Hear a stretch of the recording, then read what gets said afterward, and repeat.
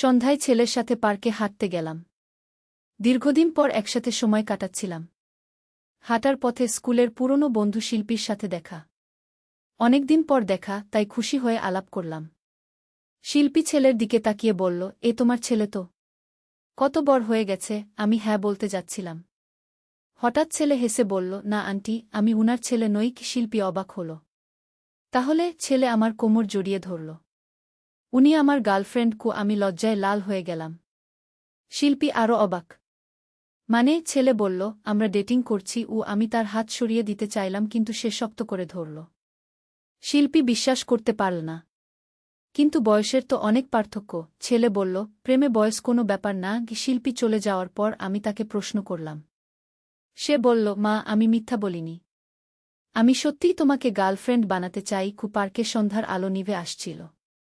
তুমি আমার স্ত্রী হও, তাহলে সবার সামনে গর্ব করে বলতে পারব তুমি আমার। অন্যান্য দম্পতিরা আমাদের দিকে তাকাচ্ছিল। এই গল্পটি সম্পূর্ণ শুনলে আপনাদের পানি অটোমেটিক বের হয়ে যাবে। যত দ্রুত সম্ভব হাতের কাছে টিস্যু নিয়ে বসে পড়ুন। বিছানার চাদর যেন নষ্ট না হয় সেটা সম্পূর্ণ খেয়াল রাখার অনুরোধ জানিয়ে গল্পটি এখন শুরু করব। তার আগে সর্বশেষ অনুরোধ, দয়া করে এমন পানি বের করার গল্প নিয়মিত শুনতে আমাদের চ্যানেলটি সকলেই সাবস্ক্রাইব করুন। ধন্যবাদ। হ্যালো বন্ধুরা, আমার নাম কাবেরী বোস।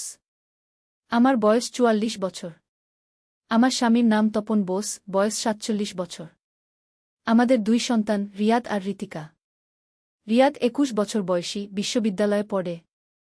ঋতিকা ১৪ বছর বয়সী, হাই স্কুলে যায়। কিন্তু আজকের এই গল্পটা শুধুমাত্র রিয়াদকে নিয়ে। গত সপ্তাহের ঘটনা। রিয়াদ বাড়িতে এসে বলল, মা, আমাদের বিশ্ববিদ্যালয়ে একটা বিশেষ প্রোগ্রাম আছে। আমাদের একটা প্রজেক্ট করতে হবে পারিবারিক ইতিহাস নিয়ে। আমি বললাম, কী ধরনের প্রজেক্ট? সে বলল, মা, আমাকে তোমার সাথে বিভিন্ন জায়গায় যেতে হবে, ইন্টারভিউ নিতে হবে, ফটোগ্রাফি করতে হবে। পরদিন সকালে রিয়াদ তার ক্যামেরা নিয়ে তৈরি হয়ে গেল। চল মা, আজকে আমরা পার্কে যাব। সেখানে কিছু ছবি তুলব। আমি প্রস্তুত হয়ে নিলাম। পার্কে যাওয়ার পথে রিয়াদ বলতে থাকল তার প্রজেক্ট নিয়ে। মা, আমার প্রফেসর বলেছে এই প্রজেক্টটা খুবই গুরুত্বপূর্ণ। এটার উপরে আমার ফাইনাল গ্রেড নির্ভর করবে। পার্কে পৌঁছে রিয়াদ ক্যামেরা সেট করতে শুরু করল। মা, তুমি ওই বেঞ্চে বসো, আমি কিছু ছবি তুলি। হঠাৎ আমার পুরনো বন্ধু শিল্পী এসে হাজির। ওরে কাবেরী, কেমন আছিস? আমি খুশি হয়ে বললাম, শিল্পী, কতদিন পর। শিল্পী রিয়াদের দিকে তাকিয়ে বলল, এ তো তোর ছেলে রিয়াদ। কত বড় হয়ে গেছে? আমি হ্যাঁ বলতে যাচ্ছিলাম। কিন্তু রিয়াদ হঠাৎ হেসে বলল, না আন্টি, আমি উনার ছেলে নই। শিল্পী অবাক হয়ে জিজ্ঞেস করল, তাহলে? রিয়াদ আমার কোমর জড়িয়ে ধরে বলল, উনি আমার গার্লফ্রেন্ড।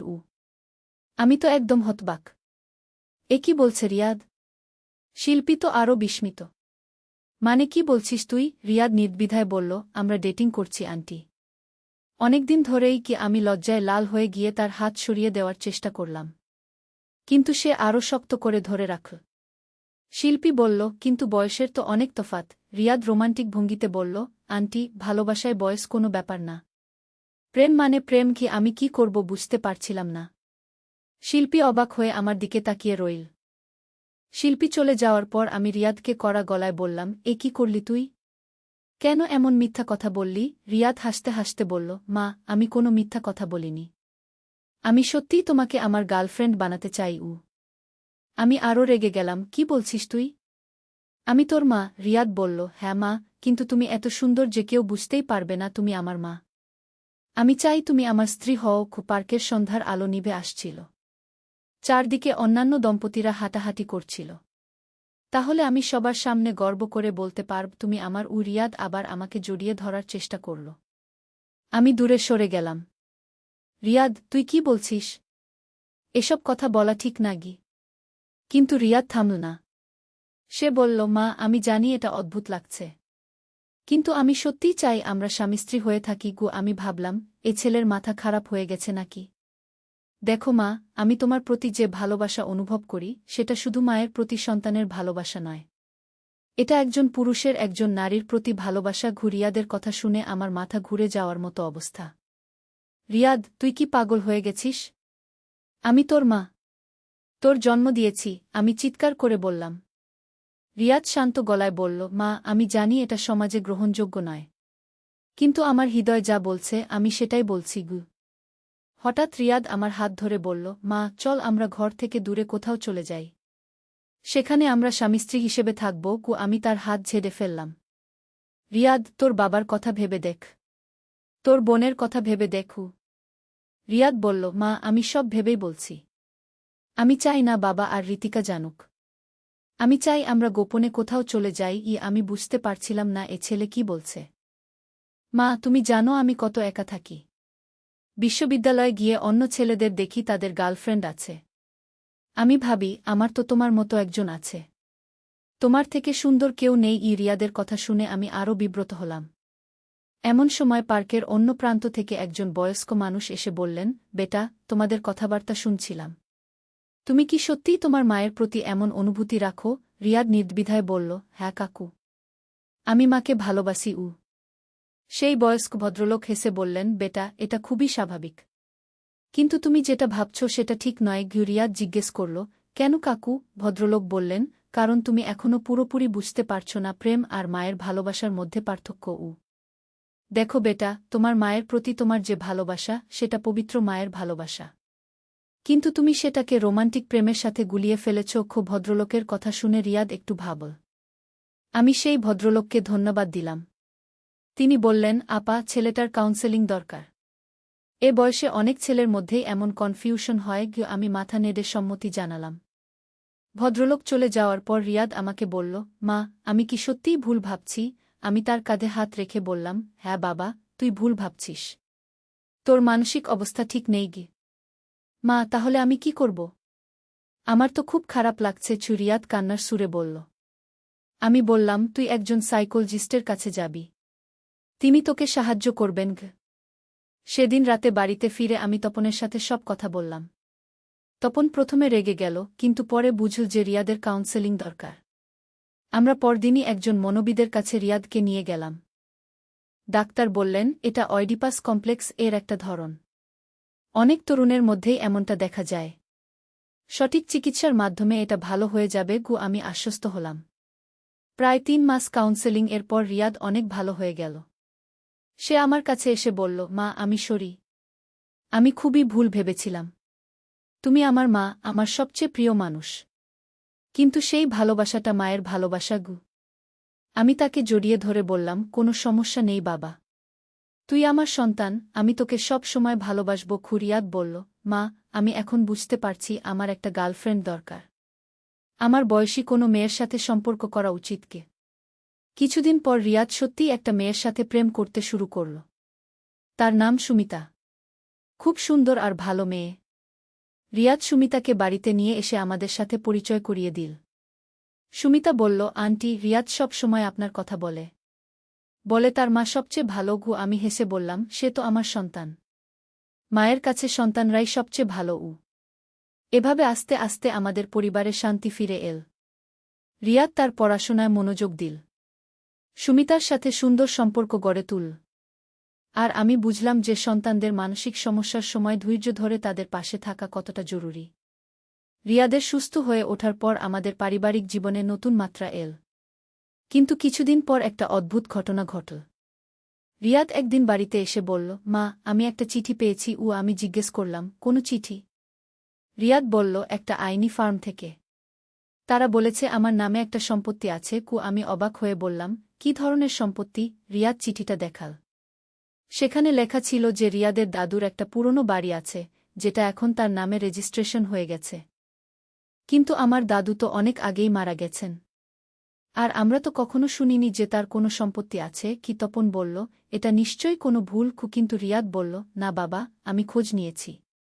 সত্যিই দাদুর নামে একটা বাড়ি ছিল পুরান ঢাকায়।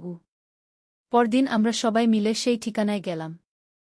গিয়ে দেখি সত্যিই একটা পুরনো ৩ তলা বাড়ি। কিন্তু বাড়িটা একেবারেই পরিত্যক্ত। চারদিকে জঙ্গল হয়ে গেছে। বাড়ির দরজায় তালা ঝুলছে।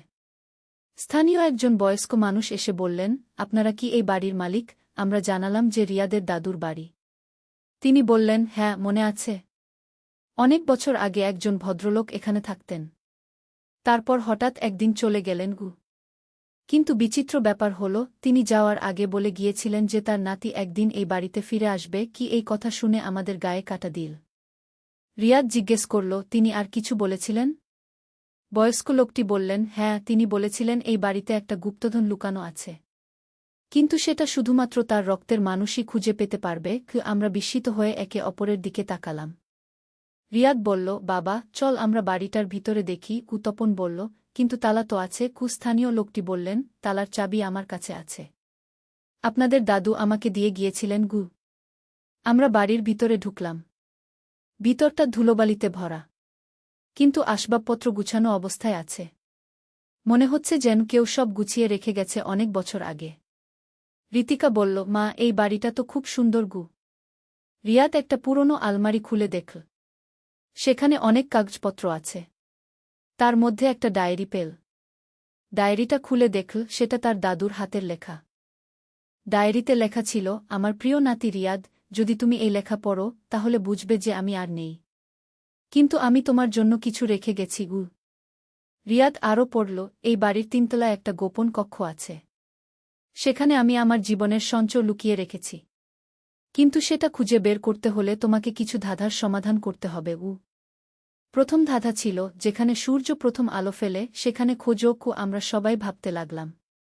ঋতিকা বলল, সূর্য তো পূর্ব দিক থেকে উঠেছে। রিয়াদ বলল, তাহলে পূর্ব দিকের ঘরে খুঁজে দেখি। পূর্ব দিকের ঘরে গিয়ে আমরা সবকিছু খুঁজতে লাগলাম। হঠাৎ তপন একটা আলগা ইট খুঁজে পেল। সেই ইটের নিচে একটা ছোট বাক্স ছিল। বাক্সের ভিতরে আরেকটা ধাঁধা। দ্বিতীয় ধাঁধা ছিল, মায়ের ভালোবাসার মতো গভীর, কিন্তু দেখা যায় না। আমি ভাবলাম, এটা কি হতে পারে? রিয়াদ বলল, মা, তোমার কি কোনো ধারণা আছে? আমি বললাম, কূপ বা পানির নিচে হতে পারে। আমরা বাড়ির উঠানে গিয়ে দেখলাম একটা পুরনো কূপ আছে। কূপের ভিতরে নেমে দেখলাম দেয়ালে একটা ছোট গর্ত আছে। সেখানে আরেকটা বাক্স। তৃতীয় ধাঁধা ছিল, সময়ের সাথে বাড়ে, কিন্তু দেখা যায় না। রিয়াদ বলল, এটা হতে পারে স্মৃতি বা অভিজ্ঞতা। আমি বললাম, বা হতে পারে ছায়া। তপন বলল, দুপুরের সময় ছায়া সবচেয়ে ছোট হয়। আমরা দুপুর পর্যন্ত অপেক্ষা করলাম। দুপুরে বাড়ির ছায়া একেবারে নিচে এসে একটা নির্দিষ্ট জায়গায় পড়ল। সেই জায়গা খুঁড়ে দেখলাম একটা বড় সিন্দুক আছে। সিন্দুকটা খুলে দেখলাম অনেক পুরনো মুদ্রা, গহনা আর কিছু গুরুত্বপূর্ণ কাগজপত্র। এছাড়াও একটা চিঠি ছিল রিয়াদের জন্য। চিঠিতে লেখা ছিল, রিয়াদ, এই সম্পদ তোমার। কিন্তু মনে রেখো, সবচেয়ে বড় সম্পদ হল পরিবার। তোমার মা বাবা বোনকে সব সময় ভালোবাসবে। আমি জানতাম তুমি একদিন বড় হয়ে কিছু সমস্যার মুখোমুখি হবে। কিন্তু পরিবারের ভালোবাসাই তোমাকে সব সমস্যা থেকে মুক্তি দেবে। রিয়াদ কান্নায় ভেঙে পড়ল। দাদু, আপনি কিভাবে জানতেন আমার সমস্যা হবে? আমি রিয়াদের কাঁধে হাত রেখে বললাম, বুড়ো মানুষরা অনেক কিছু আগে থেকেই বুঝতে পারে। চিঠির শেষে লেখা ছিল, এই বাড়িটা এখন তোমার। তুমি চাইলে এখানে পরিবার নিয়ে থাকতে পারো। বাড়িতে একটা গোপন লাইব্রেরি আছে তিনতলায়। সেখানে আমার সব বইপত্র আছে। আমরা তিনতলায় গিয়ে গোপন লাইব্রেরিটা খুঁজে পেলাম। সেখানে হাজারেরও বেশি বই, বিভিন্ন বিষয়ের উপর, ইতিহাস, দর্শন, বিজ্ঞান, সাহিত্য। রিয়াদ বলল, দাদু তো একজন বিদ্বান মানুষ ছিলেন। একটা বইয়ের ভিতর আরও একটা চিঠি পেলাম। সেখানে লেখা ছিল দাদুর জীবনের গল্প। তিনি একজন স্বাধীনতা সংগ্রামী ছিলেন। ব্রিটিশ আমলে গোপনে দেশের জন্য কাজ করেছেন। পরে পাকিস্তান আমলেও বাংলার অধিকারের জন্য লড়েছেন। তিনি নিজের জীবন বিপন্ন করে দেশের জন্য কাজ করেছেন। তাই তাকে গোপনে থাকতে হয়েছিল। তপন বলল। রিয়াদ বলল, আমি গর্বিত আমার দাদুর উপর। দাদুর ডায়েরিতে আরও লেখা ছিল, রিয়াদ, তুমি আমার বংশের শেষ পুরুষ। তোমার উপর দায়িত্ব আছে এই ঐতিহ্য ধরে রাখার। কিন্তু সবার আগে তোমাকে একটা ভালো মানুষ হতে হবে। পরিবারের প্রতি দায়বদ্ধ হতে হবে। তারপর সমাজের প্রতি। আমরা সেদিন বাড়িতে ফিরে এলাম। কিন্তু রিয়াদের মন খারাপ ছিল। সে বলল, মা, আমি দাদুকে কখনো দেখিনি। তার সাথে কথা বলার সুযোগ পাইনি। আমি বললাম, কিন্তু তিনি তোমাকে ভালোবেসেছেন। তার রেখে যাওয়া চিঠি আর উপহার দেখেই বোঝা যায়। রিয়াদ পরের দিন থেকে নিয়মিত সেই বাড়িতে যেতে শুরু করল। লাইব্রেরিতে বসে বই পড়ত। দাদুর ডায়েরি পড়ত। আস্তে আস্তে তার ভিতরে একটা পরিবর্তন এল। সে আরও দায়িত্বশীল হয়ে উঠল। পড়াশোনায় আরও মনোযোগী হল। সুমিতার সাথে তার সম্পর্ক আরও পরিপক্ক হল। সে সুমিতাকে দাদুর বাড়িতে নিয়ে গেল। সুমিতা বলল, রিয়াদ, তোমার দাদু সত্যিই একজন মহান মানুষ ছিলেন। রিয়াদ বলল, আমি তার মতো হতে চাই। কিছুদিন পর রিয়াদ আমাদের বলল, আমি ভেবেছি আমরা দাদুর বাড়িটা সংস্কার করে সেখানে একটা লাইব্রেরি খুলব, যাতে অন্য ছেলেমেয়েরাও বই পড়তে পারে। এই প্রস্তাব শুনে আমরা সবাই খুশি হলাম। রিয়াদ বলল, আমি দাদুর স্মৃতিতে এটা করতে চাই। তপন বলল, এটা খুব ভালো চিন্তা। আমরা পুরো পরিবার মিলে দাদুর বাড়ি সংস্কার করতে শুরু করলাম। প্রতিদিন সন্ধ্যায় গিয়ে কাজ করতাম। ঋতিকাও আমাদের সাথে যেত। সে বলত, আমিও দাদুর কাজে সাহায্য করতে চাই। 3 মাস পর বাড়িটা একেবারে নতুন হয়ে গেল। আমরা সেখানে কি স্বাধীনতা স্মৃতি লাইব্রেরি নামে একটা লাইব্রেরি খুললাম।